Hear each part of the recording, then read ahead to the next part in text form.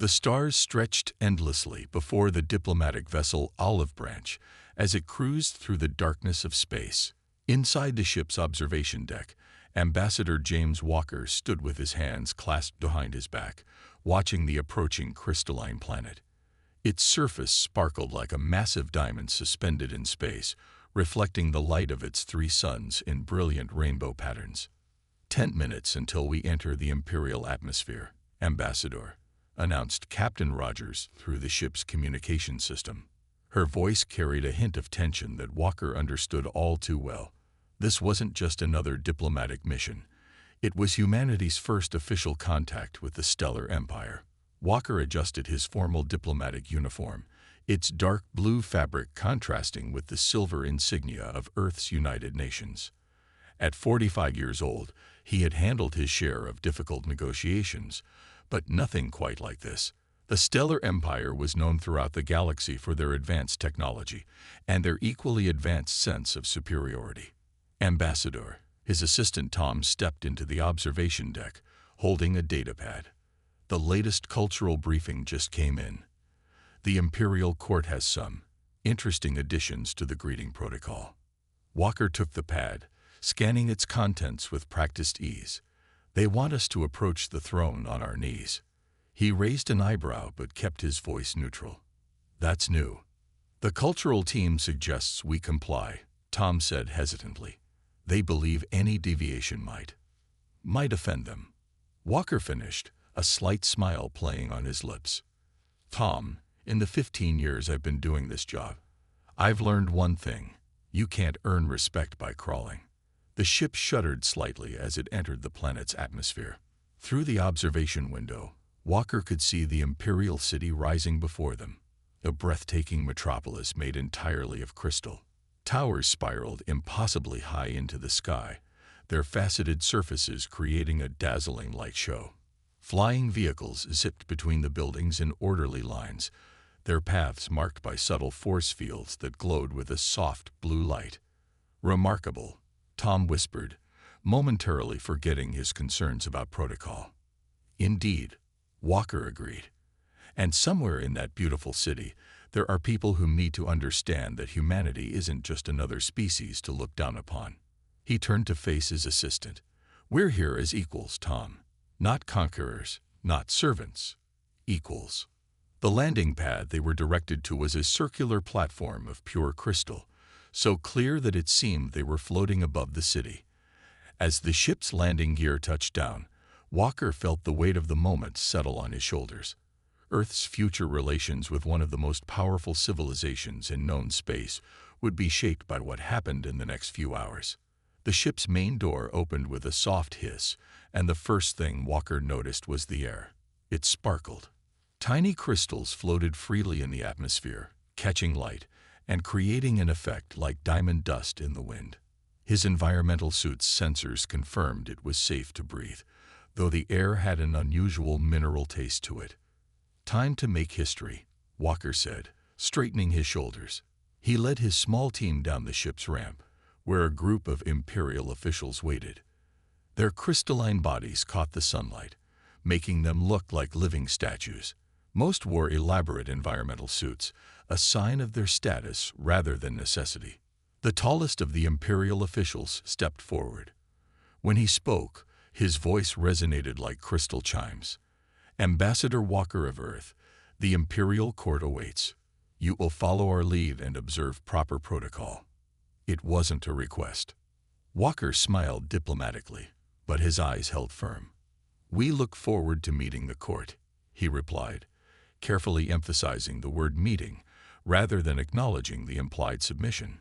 Humanity is honored to begin what we hope will be a long and mutually beneficial relationship between our peoples. The Imperial official's crystalline features were hard to read, but Walker caught the slight shift in his posture, surprise, perhaps, or irritation at the human's subtle defiance. Either way, the game had begun. As they were led toward the towering Imperial palace, Walker remained acutely aware that every step, every word, every gesture would be scrutinized. The future of human-imperial relations rested on finding the delicate balance between respect and dignity. The true test, however, was yet to come. The imperial palace's main hall stretched higher than any cathedral on Earth, its crystal walls catching and splitting light into countless rainbow patterns. Ambassador Walker and his team followed their crystalline guides across a floor so clear it felt like walking on air. Their footsteps echoed through the vast space, mixing with the soft hum of energy fields that kept the palace's atmosphere perfectly controlled. "The court assembles," announced their guide, his voice ringing like wind chimes. "Remember your place, humans." Walker kept his face neutral, though he noticed Tom fidgeting nervously beside him. Ahead, massive doors made of shifting crystal plates parted smoothly, revealing the imperial court in all its glory. Hundreds of crystalline beings lined the walls, their bodies glowing with internal light in different colors that, Walker had learned, indicated their social rank. At the far end of the chamber, the imperial throne rose like a natural crystal formation, each tier more intricate than the last. The emperor sat at its peak, his crystalline form larger and more complex than any other in the room. But it was the figure beside him that caught Walker's attention: Princess Aurora. Unlike the other court members who wore elaborate environmental suits, the princess had chosen to appear in her natural form. Her crystalline body was elegant and simple, with a clear outer layer that revealed swirling patterns of light beneath, like Aurora Borealis trapped in ice. When she moved, the patterns shifted and danced. "The human delegation," announced the court herald, voice resonating through the chamber. "They come seeking the Empire's recognition." Walker stepped forward, aware of hundreds of crystalline eyes studying his every move. The traditional protocol required him to approach on his knees, but he had other plans. He walked forward with dignity, his steps measured and respectful, but decidedly upright. A murmur like breaking glass rippled through the court. The Emperor's light patterns flickered in what Walker recognized as surprise or possibly anger. But before anyone could speak, Princess Aurora leaned forward slightly, her own light patterns shifting to a curious blue-green. "You dare approach the throne unbowed." The Emperor's voice boomed through the chamber. "With respect, Your Majesty," Walker replied, his voice clear and steady. "I come as a representative of Earth and humanity.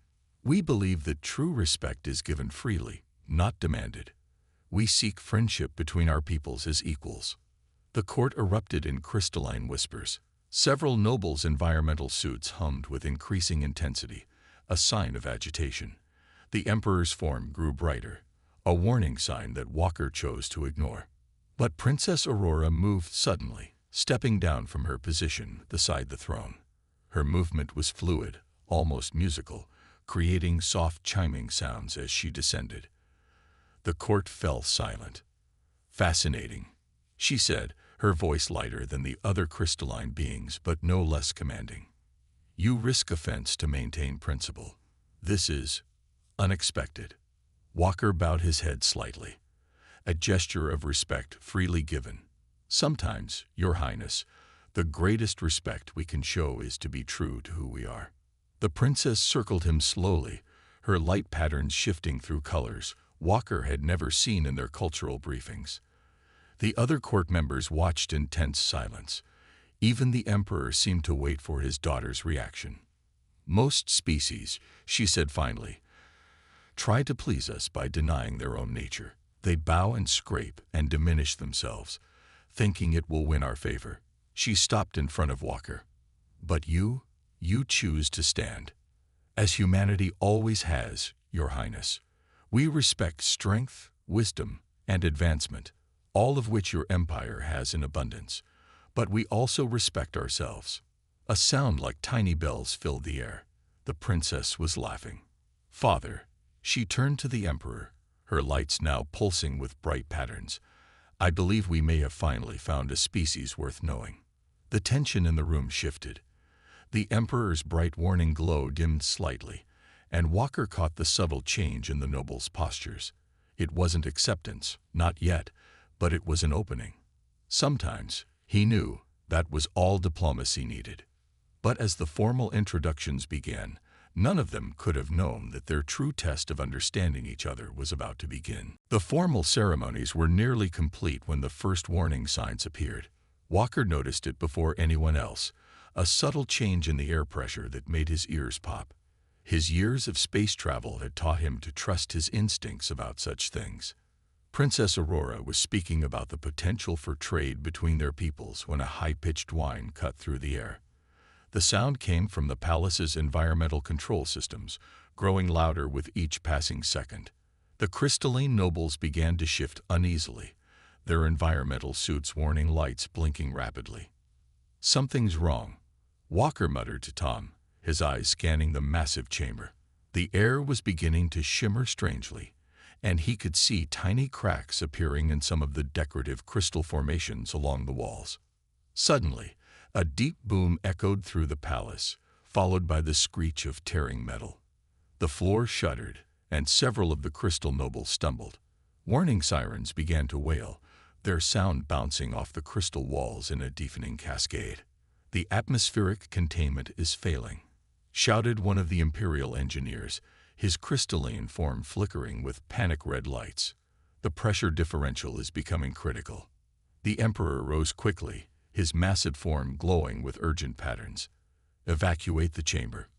All nobles to the secure zones immediately." Chaos erupted in the court. The crystalline beings moved quickly toward the emergency exits, their environmental suits humming at maximum power. Walker helped Tom steady himself as another tremor shook the building. "Ambassador, this way," Captain Rogers called from near one of the exits, waving urgently. "Our suits won't last long if the atmosphere destabilizes." Walker turned to follow, but a sound like breaking glass made him stop. Through the confusion and moving crowds, he saw something that made his blood run cold. A large crystal support beam had partially collapsed, cutting off access to one of the emergency exits. Princess Aurora stood trapped in that section of the room, her crystalline form already showing signs of stress from the changing atmospheric pressure. The Imperial guards were focused on protecting the Emperor, who was being quickly moved to safety. Nobody seemed to notice the princess's situation. Walker watched in horror as small cracks began to appear in her outer layer. "The pressure differential will shatter her," he heard one of the engineers shout. "Without an environmental suit, she won't survive more than a few minutes." Walker looked at the exit where his team waited, then back at the princess. The distance between them seemed impossibly far, and the air was becoming visibly distorted as the atmospheric systems continued to fail. "Ambassador, we have to leave now," Tom shouted. "Your suit isn't rated for these conditions." But Walker was already moving in the opposite direction, toward the princess. He could feel the increasing strain on his diplomatic suit. It wasn't designed for extreme conditions like this. Warning indicators flashed on his heads-up display, showing rapidly dropping protection levels. Through the chaos, he caught sight of the environmental control panel near where the princess was trapped. Years of studying Imperial technology and engineering reports suddenly seemed like the most important preparation he'd ever done. If he could just reach that panel. Another support beam groaned ominously overhead. The princess looked up, her light patterns showing clear signs of distress. She was trying to maintain her composure, but Walker could see the increasing damage to her crystalline structure. "Hold on," he shouted, hoping she could hear him through the growing atmospheric disturbance. "I'm coming to help." As he fought his way across the chamber, warning alerts blared in his suit, and he could feel the protective layers beginning to fail. But he kept moving forward, one step at a time, knowing that every second counted. The fate of both a princess and perhaps the entire human-imperial relationship now rested on what he would do next. Walker's suit's sensors screamed warnings as he pushed through the destabilizing atmosphere. Each step felt heavier than the last, but he kept his eyes fixed on two things: the environmental control panel and Princess Aurora's increasingly fragile form. "Ambassador Walker," the princess's voice came through his suit's communication system, sounding like cracking ice. "You must leave. Your suit cannot withstand these conditions." "Neither can you, Your Highness," he replied, forcing himself forward. His suit's display showed only 15 minutes of full protection remaining. The mathematical reality was simple. It wasn't enough time to both rescue the princess and get himself to safety. The control panel was now only 10 meters away, but those meters might as well have been miles.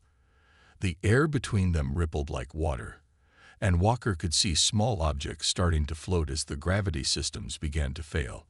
Behind him, he heard Tom's desperate voice over the comm system. "James, please. The ship's sensors show the whole chamber is about to decompress." Walker reached the control panel and immediately began working.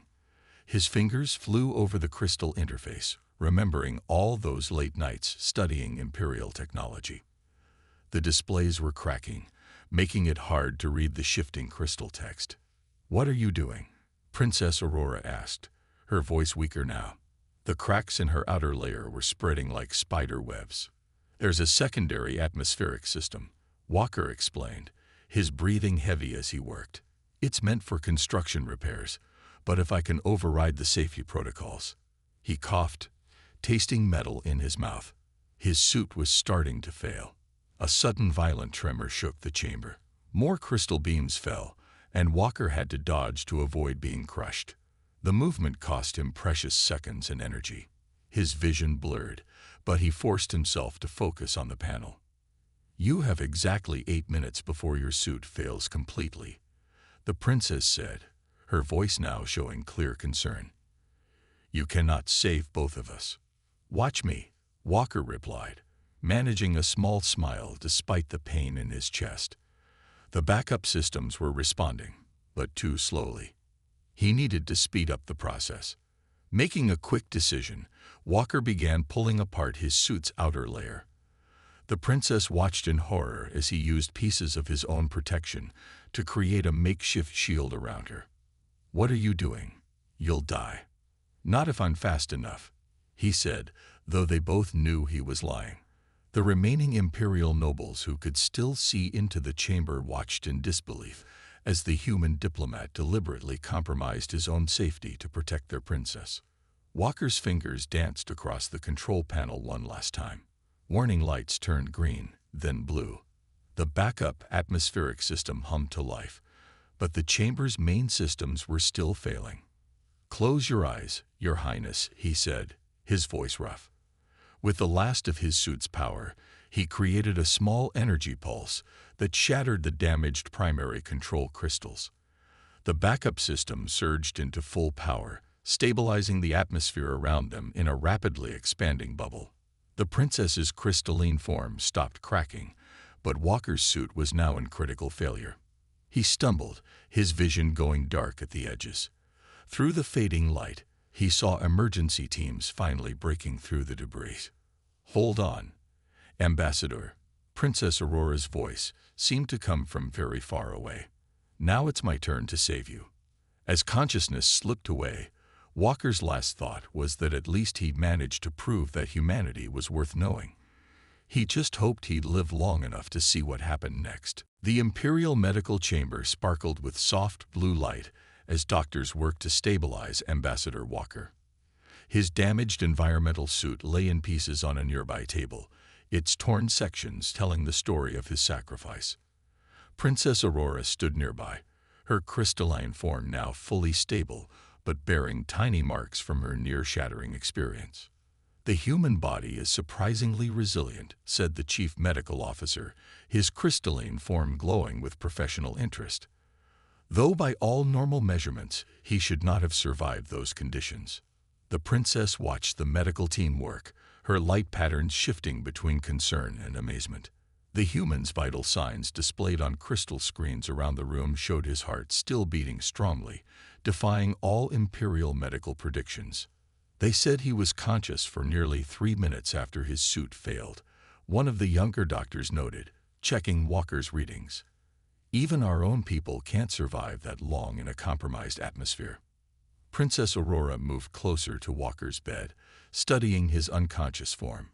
"He knew," she said softly. "He knew exactly what would happen to his suit when he used it to shield me. Yet he did it anyway." The chamber door opened with a musical chime, and Emperor himself entered. The medical staff immediately bowed, their forms dimming in respect. But the princess remained focused on Walker, her lights pulsing with emotion. "The Imperial Guard captain has submitted his report," the Emperor announced, his voice resonating through the chamber. "The human ambassador's actions saved not only you, but possibly the entire Central Palace section. His override of the backup systems prevented a cascade failure." "He did more than that, Father." Aurora turned to face the Emperor. "He showed us something we had forgotten to look for in other species." The Emperor moved to stand beside his daughter, his massive crystalline form reflecting the medical chamber's lights. "And what is that?" "The capacity for true nobility," she replied. "We have judged other species by their technology, their achievements, their ability to match our advanced civilization. But this human showed us something different. The willingness to sacrifice everything for someone he barely knew, someone from a species that had shown him nothing but condescension." In the bed, Walker stirred slightly. The medical monitors chimed, showing increasing brain activity. The doctors moved quickly to adjust his treatment, their forms casting rainbow patterns across the crystal walls. "His lungs show unusual scarring," the chief medical officer reported. "The exposure to our atmosphere caused damage. He will recover, but—" The doctor's lights dimmed apologetically. "But what?" the princess demanded. "He may never be able to breathe normal Earth air again.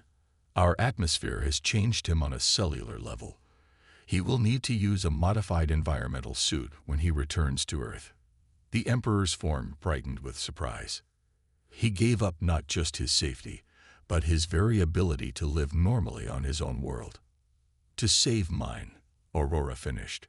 Her light pattern swirled with deep blues and purples, colors of profound respect in Imperial culture. "Father, we must rethink everything we believed about humans, about all other species. If we have missed this kind of courage and sacrifice in them, what else have we failed to see?" Walker's eyes fluttered open then, struggling to focus in the crystal-reflected light.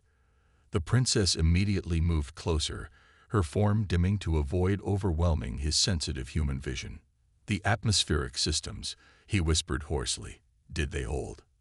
"You saved everyone," Aurora assured him, "though at great cost to yourself." A weak smile crossed Walker's face. "Worth it," he managed to say. "Though I hope all future human-imperial relations won't require quite so much drama." The Emperor's crystal form vibrated with what might have been laughter, the first time in recorded history that an emperor had shown such informal emotion in front of a non-imperial being. 3 days after the accident, Ambassador Walker sat in the Imperial Palace's private garden, breathing through his new crystalline respirator. The device was a marvel of Imperial engineering, allowing him to process both Earth and Imperial atmospheres. Around him, crystal flowers caught the light of the 3 suns, creating dancing patterns on the clear paths. Princess Aurora approached, her crystalline form casting rainbow reflections across the garden. Unlike their first meeting, she moved with a more relaxed grace, no longer concerned with maintaining the rigid formality of the court. "The doctors tell me you're recovering well," she said, settling onto a crystal bench beside him. "Though they're still puzzled by how quickly your body is adapting to the changes." Walker touched the respirator at his throat. "Humans are good at adapting. It's one of our better qualities." He smiled slightly. "Along with our stubbornness, apparently." About that, the princess's light patterns shifted to a gentle blue. "Our historians have been reviewing our first contact protocols. They found something interesting in our oldest records." Walker raised an eyebrow, encouraging her to continue. "Long ago, when our species first achieved spaceflight, we too believed that standing tall was more important than bowing to power." Her form sparkled with what might have been embarrassment. "Somewhere along the way, we forgot that lesson. We became so focused on our advancement that we forgot what truly makes a civilization great." A group of young imperial nobles passed nearby, studying Walker with open curiosity rather than their previous disdain. One of them, barely more than a child, waved shyly. Walker waved back, causing the young noble's lights to flicker with delight. "They've been asking about Earth," Aurora explained. "About human history, culture, art. Things we never bothered to learn before. Your actions have sparked something in our younger generation, a desire to understand rather than simply judge." "Understanding is always better than judgment," Walker said, "though I admit my methods were a bit extreme." The princess's form chimed with laughter. "Indeed, the imperial court is still talking about how you dismantled your own suit to save me. Several nobles have started a movement to reform our first contact procedures. They say if we had missed such nobility in humans, we might be missing it in other species as well." Walker stood carefully, still getting used to his new balance. "Every species has something to teach us, Your Highness. The trick is being willing to learn." "Please," she said, her lights pulsing warmly, "call me Aurora. I think you've earned that right." She paused, then added, "The Imperial Council meets tomorrow to discuss new diplomatic protocols with Earth. Father wants you to speak, even with my new breathing requirements." "Especially because of them." Aurora's form brightened. "You've become living proof of what can be achieved when our species work together.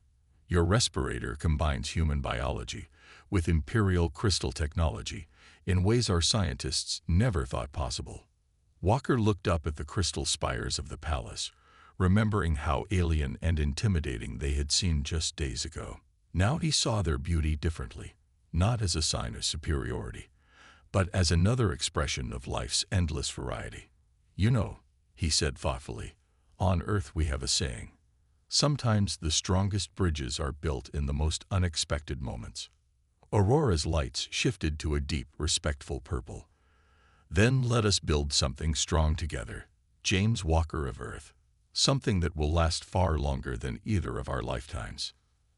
As they walked together through the garden, human and crystal princess, they represented something entirely new in the galaxy, the beginning of true understanding between their peoples. 1 month after the atmospheric containment incident, the Imperial Palace's Great Hall looked very different from the day Walker had first entered it. The rigid rows of nobles were gone, replaced by mixed groups of humans and crystalline beings engaged in animated discussions.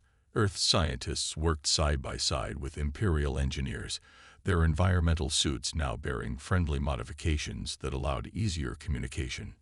Ambassador Walker stood at the front of the hall, his crystalline respirator gleaming in the light of the 3 suns streaming through the rebuilt crystal walls. Beside him, Princess Aurora's form glowed with bright, confident colors as they prepared to sign the first Human-Imperial Alliance treaty. "Who would have thought," Walker said quietly to Aurora, "that nearly getting killed would turn out to be such good diplomacy?" The princess's lights flickered with amusement. "Perhaps we should not include that in the official diplomatic handbook." She gestured to where Tom, Walker's assistant, was teaching a group of young Imperial nobles about Earth's music. The crystalline beings were fascinated by how sound waves moved through different materials. The Emperor descended from his throne, no longer sitting high above everyone else. The crystal steps had been replaced by a gently sloping ramp, a small but significant change that spoke volumes about the Empire's new approach to other species. "Representatives of Earth," the Emperor's voice rang out, but without its former overwhelming power. "1 month ago, we thought we were gathering to evaluate whether your species was worthy of our attention. Instead, you taught us the true meaning of worthiness." Walker stepped forward, the treaty hovering on a crystal display between them. "Your Majesty, humanity is honored to formalize this partnership, but more than that, we're excited to learn from each other. Already, the combination of our technologies has created medical breakthroughs that will benefit both our peoples." He touched his respirator, which had become a symbol of cooperation. Imperial scientists had already adapted the design to help other species breathe in different atmospheres, breaking down barriers that had existed for centuries. "The stars hold many wonders," Aurora added, her voice carrying across the hall. "But we now understand that the greatest wonders often lie in the heart of those willing to risk everything for others." She turned to address the gathered crowd. Let this treaty be more than just words on crystal.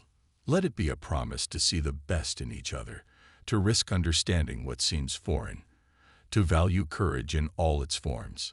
As Walker and the Emperor pressed their hands to the crystal display, the treaty text began to glow. Human and Imperial technology worked together to encode the agreement into the crystalline matrix, making it a permanent part of the palace itself. "There is an Earth saying," Walker said to the assembled crowd, his voice clear through his respirator. "The bravest thing one can do is be willing to change." The Empire has shown great bravery in being willing to change its view of humanity, and humanity, in turn, has much to learn from the Empire's wisdom and experience. The crystal walls of the palace seemed to sing as the treaty was finalized, their resonance carrying the news across the imperial capital. Outside, crowds of humans and crystalline beings gathered together, watching the ceremony on huge crystal displays. Princess Aurora's final words captured the spirit of the moment perfectly. "Today we prove that the greatest strength lies not in standing above others, but in standing together. The galaxy will never be the same, and that is exactly as it should be." As the ceremony concluded, Walker looked out at the mixed crowd, seeing humans and crystal beings talking, laughing, and sharing ideas. His near sacrifice had opened the door, but it was the willingness on both sides to walk through that door that had truly changed everything. The age of isolation was over. The age of understanding had begun.